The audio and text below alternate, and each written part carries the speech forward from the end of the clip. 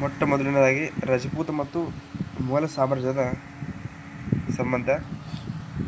ಯಾವ ರಜಪೂತ ರಾಜ್ಯವು ಅಕ್ಬರನ ಸಾರ್ವಭೌಮತ್ವವನ್ನು ಇಷ್ಟಪೂರ್ವಕ್ಕೆ ಸ್ವೀಕರಿಸಲಿಲ್ಲ? ಪ್ರಿಲಿಮ್ಸ್ 2008ರಲ್ಲಿ ಕೇಳಿದ ಪ್ರಶ್ನೆ ಇರ್ತದೆ. ಆಪ್ಷನ್ ಎ ಅಮೀರ ಅಥವಾ Amber, option B Mewar, option C Marwar, option D Bikaner. ಇದಕ್ಕೆ ಸರಿಯಾದ ಉತ್ತರ ಯಾವುದಪ್ಪ ಅಂದ್ರೆ ಮೇವಾಡ. ಇದು ಮೇವಾಡ. ಸಿಸುದಿಯ ರಾಜವಂಶದ ಮೇವಾಡವು ಇತರ ರಜಪೂತ ರಾಜ್ಯಗಳಿಗಿಂತ ಹೆಚ್ಚು ತೀವ್ರವಾಗಿ ಮತ್ತು ದೀರ್ಘಕಾಲ ಮೊಘಲ ಆಧಿಪತ್ಯವನ್ನು ವಿರೋಧಿಸಿತು.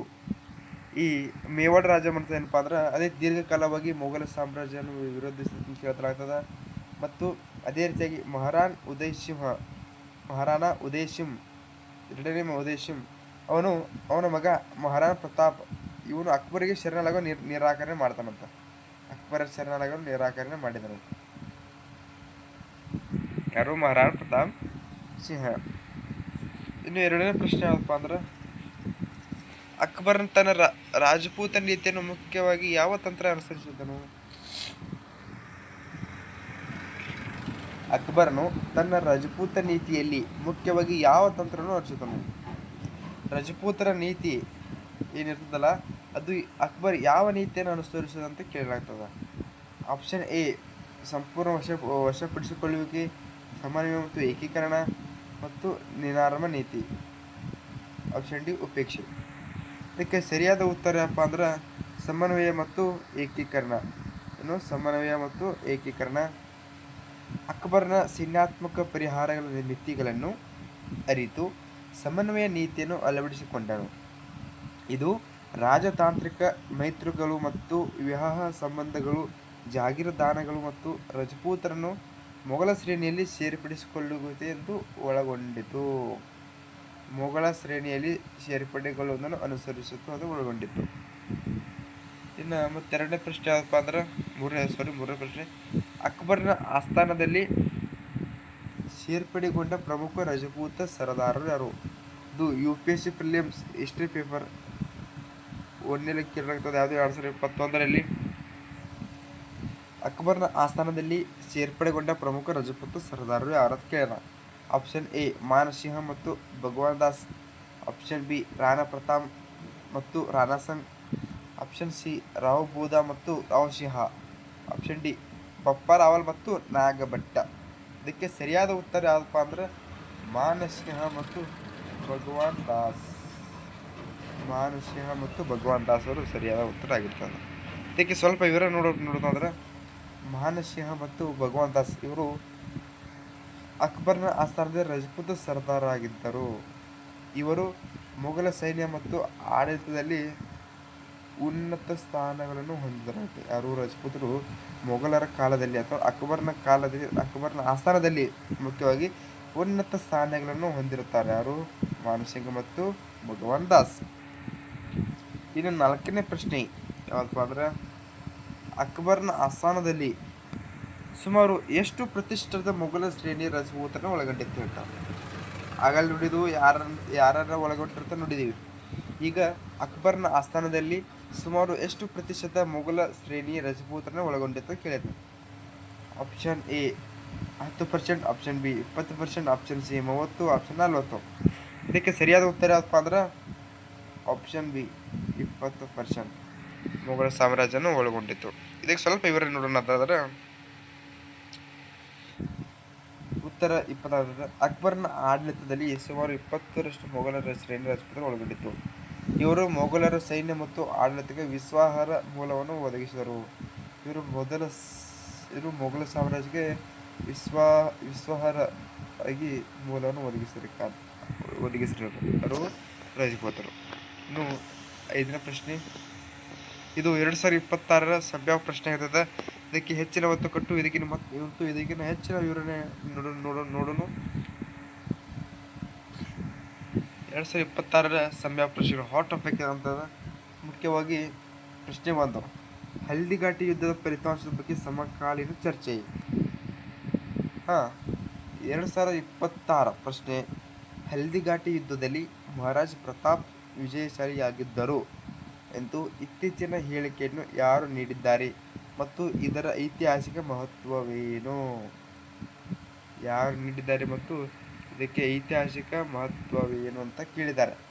2026 ಸಂಭಾವ್ಯ ಪ್ರಶ್ನೆ ಹೆಚ್ಚಿನ ಒತ್ತು ಕೊಡ್ರಿ.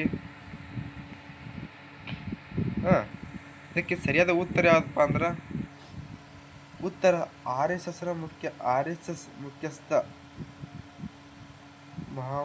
ಮೋಹನ್ ಭಗವತ್ ಅವರು 2026 ಜೂನ್ 17ರಂದು ಜೂನ್ 17ರಂದು ಮಹಾರಾಜ ಪ್ರತಾಪ್ ಸಿಂಹರವರ 486ನೇ ಜನ್ಮದಿನದಂದು ಉದಯಪುರದಲ್ಲಿ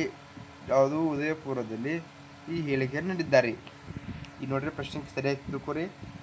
ಹಲ್ದಿಘಾಟಿ ಯುದ್ಧದಲ್ಲಿ ಮಹಾರಾಣಾ ಪ್ರತಾಪ್ ವಿಜಯಶಾಲಿಯಾಗಿದ್ದರು ಎಂದು ಇತ್ತೀಚಿನ ಹೇಳಿಕೆಯನ್ನು ಯಾರು ನೀಡಿದ್ದಾರೆ ಮತ್ತು ಇದರ ಐತಿಹಾಸಿಕ ಮಹತ್ವವನ್ನು ಕೇಳಿದ್ದಾರೆ.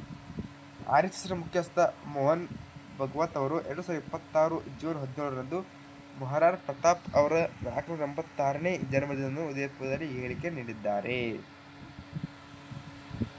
ಇದಕ್ಕೆ ವಿವರಣೆ ಸ್ವಲ್ಪ ನೋಡೋಣಂದ್ರೆ, ಭಗವತ್ ಅವರು ಮುಖ್ಯ ವಾಹಿನಿ ಇತಿಹಾಸವನ್ನು ಪ್ರಶ್ನಿಸಿದರು. ಹಲ್ದಿಘಾಟಿಯನ್ನು ರಜಪೂತ ರಾಜನ ನಿಸ್ಸಂದಿಗ್ಧ ವಿಜಯ ಎಂದು ಘೋಷಿಸಿದ್ದಾರೆ. ರಜಪೂತ ರಾಜರ ನಿಸ್ಸಂದಿಗ್ಧ ವಿಜಯ ಎಂದು ಘೋಷಿಸಿದರು. ಮೊಘಲ ಇತಿಹಾಸಕಾರರ ದಾಖಲೆಯನ್ನು ಉಲ್ಲೇಖಿಸಿ ಮೊದಲ ದಾಳಿಯಲ್ಲಿ ಅವರು ತನ್ನ ಸ್ಥಾನಗಳನ್ನು ತ್ಯಜಿಸಿ 6 ರಿಂದ 7 ಮೈಲುಗಳಷ್ಟು ಹಿಮ್ಮೆಟ್ಟಬೇಕಾಯಿತು ಎಂದು ವಾದಿಸಿದ್ದಾರೆ. ಭಾರತದ ಐತಿಹಾಸಿಕ ನಿರೂಪಣೆಯು ಶತಮಾನಗಳಿಂದ ಆಕ್ರಮಣಕಾರರನ್ನು ವೈಭವೀಕರಿಸಲು ವಿಕೃತಗೊಂಡಿದೆ ಎಂದು ಆರೋಪಿಸಿದ್ದಾರೆ. ಇದು RSS ಮುಖ್ಯಸ್ಥ ಮೋಹನ್ ಭಗವತ್ ಅವರು ಹೇಳಿದ್ರ ವಾಹಿನಿಗಿರ್ತದ. ಈಗ ಸಚಿನ ಮಹತ್ವ ಕೊಡ್ರಿ ಅಂತ ಹೇಳಲಾಗ್ತದ. ಈ ಪರೀಕ್ಷಾ ದೃಷ್ಟಿಕೋನ ಈ ಸಮಕಾಲೀನ ಚರ್ಚೆ ಏನು ಮಾಡಿರ್ತಾರೋ ಚರ್ಚೆ ಅದು KPSC, UPSC ಮತ್ತು SSC ಪರೀಕ್ಷೆಯಲ್ಲಿ ಐತಿಹಾಸಿಕ ವ್ಯಾಖ್ಯಾನಗಳ ಬಗ್ಗೆ ಪ್ರಶ್ನಿಸಲು ಕಾರಣವಾಗಬಹುದು.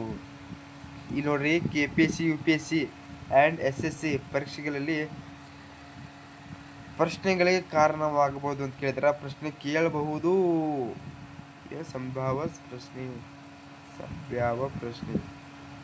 ಅದಕ್ಕೆ ಹೆಚ್ಚಿನ ಒತ್ತು ಕೊಟ್ಟದಕ್ಕೆ ಸಂಭಾವ್ಯ ಪ್ರಶ್ನೆ ಇರ್ತದೆ.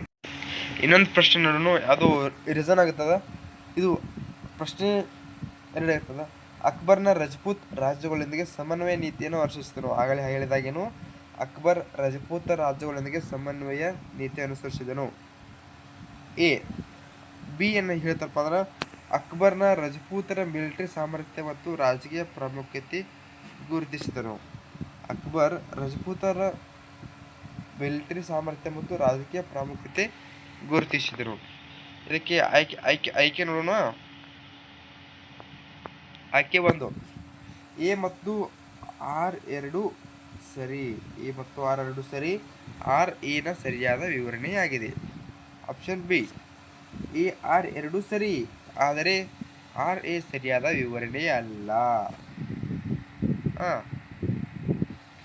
ಆಪ್ಷನ್ ಸಿ A ಸರಿ, ಆದರೆ R ತಪ್ಪು. ಆಪ್ಷನ್ ಡಿ A ತಪ್ಪು, ಆದರೆ R ಸರಿ. ಇದಕ್ಕೆ ಸರಿಯಾದ ಉತ್ತರ A ಮತ್ತು R ಎರಡೂ ಸರಿ, RA ನ ಸರಿಯಾದ ವಿವರಣೆಯಾಗಿದೆ. ಇಲ್ಲಿ ನೋಡ್ರಿ, ಅಕ್ಬರ್ ರಜಪೂತ ರಾಜ್ಯಗಳೊಂದಿಗೆ ಸಮನ್ವಯ ನೀತಿಯನ್ನು ಅನುಸರಿಸಿದನು, ಕರೆಕ್ಟ್. ಅಕ್ಬರ್ ರಜಪೂತರ ಮಿಲಿಟರಿ ಸಾಮರ್ಥ್ಯ ಮತ್ತು ರಾಜಕೀಯ ಪ್ರಾಮುಖ್ಯತೆಯನ್ನು ಗುರುತಿಸಿದನು. ಅವರ ಸಾಮರ್ಥ್ಯ ಎಷ್ಟೈತಿ ಮತ್ತು ಅವರ ರಾಜಕೀಯ ಗುರುತಿಸಿದನು. ಅದಕ್ಕಾಗಿ A ಮತ್ತು R ಎರಡೂ ಸರಿ, RA ಅದರ ಸರಿಯಾದ ವಿವರಣೆಯಾಗಿದೆ. ಇಲ್ಲಿ ತನಕ ಏನು ಡಿಸ್ಕಸ್ ಮಾಡಿದ್ರು ಈ ಪ್ರಶ್ನೆಗಳು ಮುಂದೆ ಬರುವಂತಹ KPSC ಮತ್ತು KA ನಡೆಸುತ್ತಿರುವ ಇತ್ತೀಚಿನ PC ಎಕ್ಸಾಮ್ನಲ್ಲಿ ಕೇಳಿರುವ ಪ್ರಮುಖ ಪ್ರಶ್ನೆಯಾಗಿರ್ತದೆ. ಅದಕ್ಕಾಗಿ ಸರಿಯಾಗಿ ನೋಡ್ರಿ. ಧನ್ಯವಾದಗಳು.